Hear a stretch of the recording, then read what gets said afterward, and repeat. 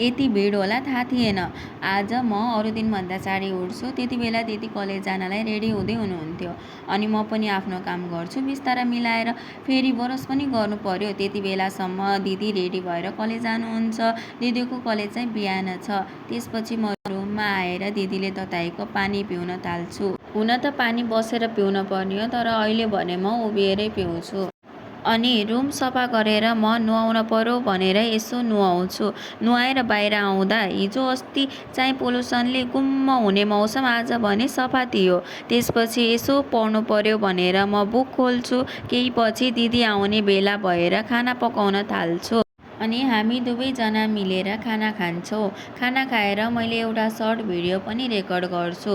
अब म कलेज जाने बेला भएर कपाल कोरेर कलेज जान्छु। हाम्रो कलेज चाहिँ दिउँसो छ। कलेज बिदा भएपछि साथी र म हाट बजार जान्छौँ, जहाँ यति भिड हुन्छ कि भित्र जानै आपत हुन्छ। राधे राधे।